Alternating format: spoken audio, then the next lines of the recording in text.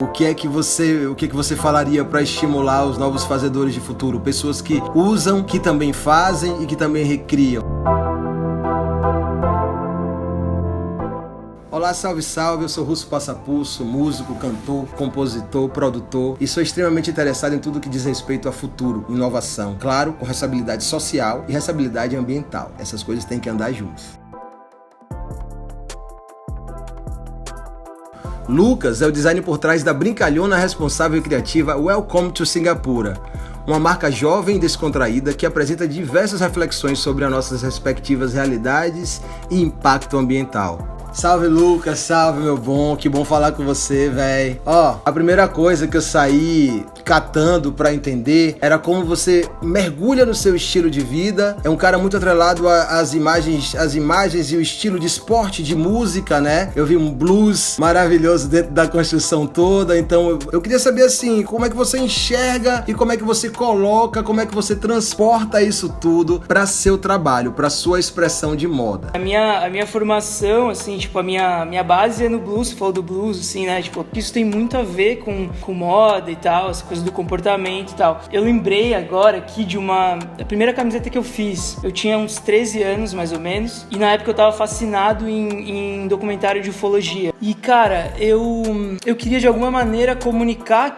aquele universo que eu tava descobrindo, e aí eu resolvi fazer essa camiseta. Juntei umas tintas lá da minha avó, peguei uma camiseta branca e tentei colocar toda a inspiração que eu tava tendo naqueles documentários nessa camiseta. E foi nesse momento que eu entendi que eu, como criador, eu podia criar um produto, vestir ele e disseminar essa ideia, assim, sabe? Um mergulho de pesquisa de campo e você tira disso tudo pra essa relação. Você fala da primeira camiseta, pra mim é interessante, eu penso da primeira música, sabe? Eu fico me perguntando assim, a gente absorve tudo isso e expressa. Depois desse momento é uma visão de mundo, né? Aparece uma visão de mundo ali. Dentro dessa visão do mundo, a palavra é coeficiente. Onde ela entra, onde ela constrói. O que é isso? Eu tenho me perguntado bastante, assim, eu fui pro Yosemite Valley, lá nos Estados Unidos, que é o lugar onde tudo começou e tal, tem um monte de ambientalista, tem uma galera que questiona, que pensa nesse sentido, e eu trouxe isso também, assim, então justamente foi mais uma prova de que o que eu respiro na minha vida pessoal, eu posso trazer para os meus projetos, assim, sabe? E falando de ecoeficiência, cara, as marcas independentes, elas têm uma facilidade ou uma habilidade de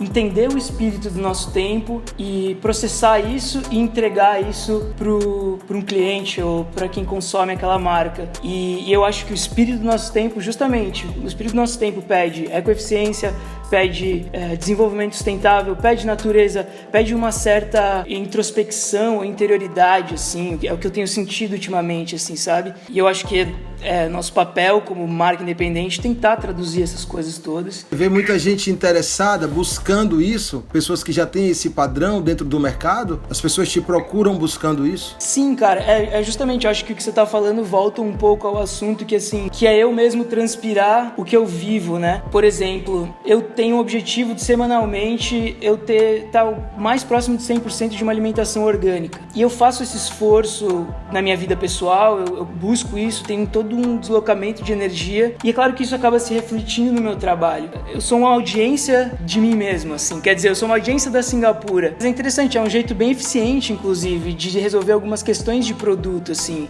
Por exemplo, no Dia da Árvore, dia 21 de setembro, eu queria muito ter uma camiseta que comemorasse aquela data e que plantasse uma árvore. Eu fui lá e fiz isso, entende? Então, quer dizer, eu entendi isso, eu, Lucas, e criei esse produto e coloquei isso na minha marca e disponibilizei para outras pessoas. Então, assim, eu ser a minha própria audiência, assim, e é uma possibilidade que a gente tem como marca pequena, assim, né? O criador ali muito próximo do produto e tal, não tem uma cadeia de profissionais para chegar naquele produto, assim. É interessante você falar assim, é muito da sua experiência pessoal, do que você realiza com sua verdade e dessa experiência você tira seu símbolo, sua expressão.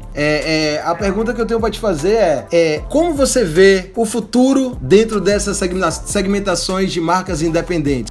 Como que a gente aplica esses conceitos que são super complexos, assim como a ecoeficiência e desenvolvimento sustentável, numa marca pequena, numa marca independente que tem pouco recurso, assim, sabe? Como a gente fazer isso? Por isso que eu acho importantíssimo também, paralelamente, um trabalho dos big players, assim, por exemplo, o trabalho que a Ryder está fazendo. Enxergo que eles podem ser um epicentro de mudança, assim, sabe? Quantos funcionários que uma marca grande, um big player, não influencia? Quantos consumidores que ele chega?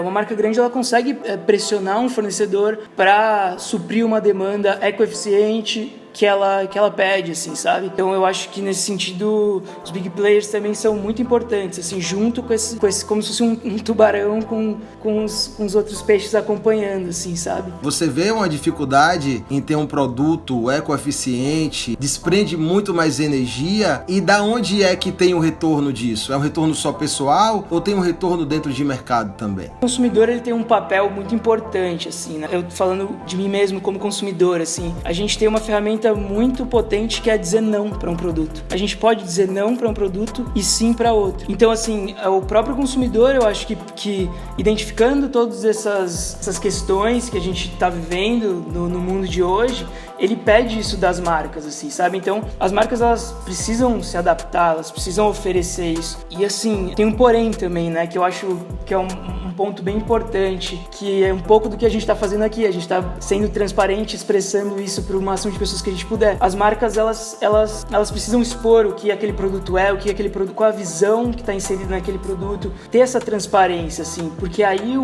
a gente consegue de fato usar essa ferramenta que é dizer sim ou não para um produto, assim, sabe? De fato, ele tá alinhado com a minha visão, com o que eu almejo ou espero para o futuro, assim, entende? Você, velho, você é uma pessoa que sempre que falou sobre o consumidor, você se colocou no lugar do consumidor. Quando você falou sobre o criador e sobre o porquê que você estava, você também se colocava nesse espaço. Quando você foi fazer sua expressão, quando ela nasce porque você fez uma pesquisa de campo e aquilo te despertou. Qual a sua relação com o tempo e com esse momento, né? Com o tempo das coisas, de fazer, se você tem pressa, se você não tem pressa, como é que você trabalha isso? Porque me parece que isso é algo que tem que ser digerido, mas qual a sua relação ali com o tempo e com o momento que estamos hoje, dentro desse código, desse símbolo tão forte que você representa com sua marca e essa bandeira da ecoeficiência? Cara, eu vivo num conflito diário, assim, entre viver em São Paulo e vislumbrar o mato, assim, sabe? Mas eu sinto que é justamente esse ímpeto, essa força que precisa para descobrir esse lugar que pode me levar e me fazer chegar em propostas novas, em soluções e em formatos super interessantes, assim, sabe? Eu que não sabia o que era ecoeficiência, agora conversando com você, eu vejo através do seu comportamento, sua postura, algo extremamente futuro presente. Quando você fala esse tipo de coisa, você tá cuidando de mim, você tá cuidando de outra pessoa. Então vira uma mensagem muito direta. Qual a sua esperança dentro desse conflito todo? Falando pela minha experiência, assim, né, pelo que eu tô vivendo hoje, a gente tem algumas dificuldades, por exemplo, tecnologia. E aí a gente tem dois jeitos de ver esse cenário. Um jeito é a gente olhar para isso como uma oportunidade de ser mais inventivo, ser mais criativo, e outro é como um álibi de não fazer nada e ficar parado e continuar na mesma. Você, quando viaja para outro lugar para buscar alguma coisa de identidade, você vê isso como fronteira, como está passando uma fronteira ou um oceano para encontrar isso lá, ou você vê uma visão única, planetária, sabendo que isso está tendo uma participação uniforme, né? Eu venho desse mundo da internet, né, que é também um pouco sobre isso, assim, sobre conexões, redes sociais e tal. Eu vivi numa cidade super pequena e aí eu vivia conectado com o mundo, só que na cidade a gente não tinha muita opção. Isso foi um puta incentivo criativo, assim, na verdade. Essa conexão com o global e entendendo o que poderia ser feito no local, assim, pra estar um pouco alinhado ou conectado. Tua expressão, tua arte, tua moda, ela vem visando mais a construção ou a desconstrução? Ou são os dois e tem momentos diferentes dentro disso? Cara, eu acho que tem momentos diferentes. Eu acho que nenhuma construção é possível sem desconstrução, assim. assim, sabe? A gente precisa derrubar alguma coisa pra construir outra em cima. Eu acho que a desconstrução e construção, elas caminham juntas. Quando você faz uma peça que a pessoa veste, você sabe que ela tá carregando suas ideias, é aleatório isso, ou você faz justamente pra carregar as ideias? Como uma blusa de uma banda? Eu acho que sempre aquele produto ou aquela peça de roupa, ela tá conectada com alguma ideia. Justamente a história que eu contei da primeira camiseta que eu fiz, assim. Se mais pessoas usam, mais pessoas disseminando essa ideia, maravilhoso. O que que você falaria pra estimular os novos fazedores de futuro? Pessoas que usam, que também fazem e que também recriam dentro dessa construção e desconstrução toda que a gente acabou de colocar aqui. Eu acho que, assim, eu vou responder a pergunta em duas partes. Primeiro, que eu poderia dizer para as pessoas que vivem um pouco do que eu tenho vivido, você vai ter uma ideia, ter um desejo. Você vai olhar para essa ideia e você vai achar que ela é meio impossível, assim. Só que daí você vai lá e faz mesmo assim. Tipo, isso é o que eu sinto hoje. Tem até uma frase do Edward Jubey, que foi um ensaísta, eco-anarquista. Sentimento sem ação é a ruína da alma. Então, quer dizer, a gente sente, a gente tem esses anseios, a gente tem essas ideias, a gente acha que elas vão ser impossíveis, mas a gente tem que agir mesmo achando que ela é impossível, sabe? Então, isso é o que eu poderia dizer, eu acho, pra alguém que vive algo parecido com o que eu tô vivendo hoje, assim.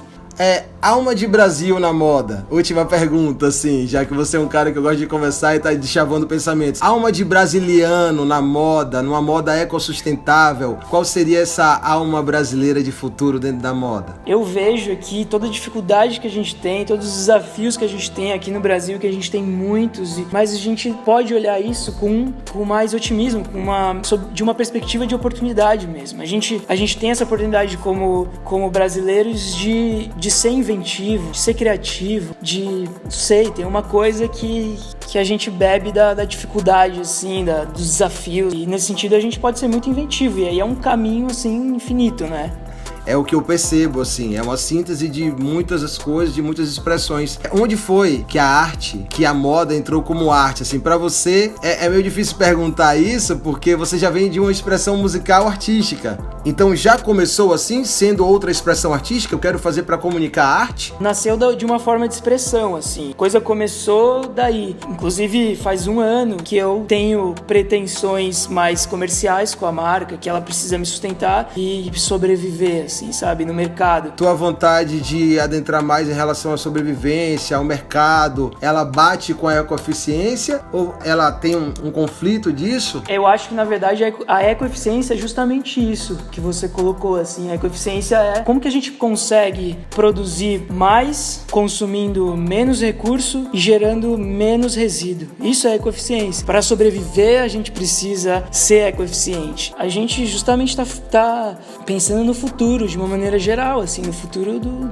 nosso ganha-pão também, assim, sabe? Total, pensando no presente, né? Obrigado, velho, por esse aprendizado junto com tu aqui. Obrigado a você. É um aprendizado constante, inclusive, ainda mais nesse escopo, assim, de sustentabilidade e tal.